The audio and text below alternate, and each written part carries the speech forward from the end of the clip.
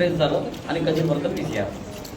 आमच्या फ्रेझरपुरा पोलीस स्टेशनमध्ये नेमणुकीस असलेल्या श्रीमती आशा यशवंतराव धुळे या आपल्या पतीसह, पतीचं नाव राहुल तायडे यांच्यासह या गुरुकृपा कॉलनीमध्ये राहत होत्या.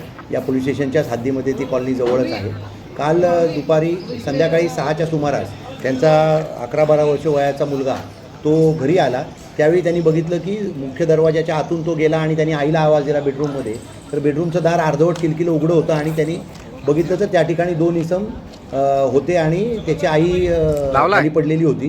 त्या 2 इसमांना पाहून तो वरती गेला लगेच आणि वरती जाऊन त्यांनी त्याला काहीतरी गडबड आहे असं कळलं, म्हणून वरती जाऊन त्यांनी जे शेजारी किंवा त्यांचे जे भाडेकरू आहेत त्याच्या फोनवरून घरात कोणतरी 2 लोक घुसलेले आहेत असा फोन त्याच्या नातेवाईकांना म्हणजे मावशीला आणि मग नंतर वडिलांना केला.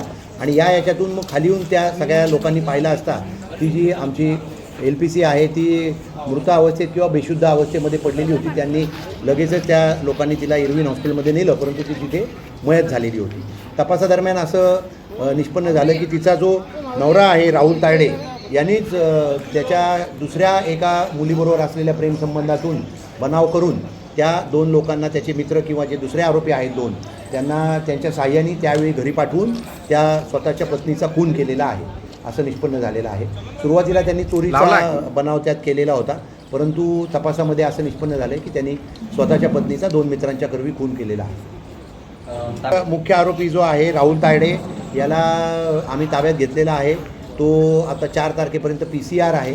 काल तो स्वतःसुद्धा SRPFमध्ये पोलीस कर्मचारी म्हणून नेमणुकीस आहे, परंतु त्याची कंपनी जी आहे ती गडचिरोलीला नोकरीला गेली, परंतु त्या ठिकाणी त्यांनी मुद्दामून हेतुपुरस्पर जाण्याचं टाळलं आणि कालही त्याची 4:30 वाजता ड्युटी होती इथे, परंतु त्या ड्युटीवर तो हजर राहिला नाही, तिथे गैरहजर होता.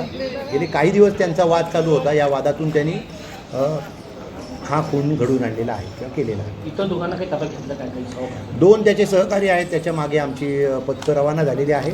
थोड्याच वेळात आम्ही त्यांना ताब्यात घेऊ. सुपारी देण्याचा काही प्लॅन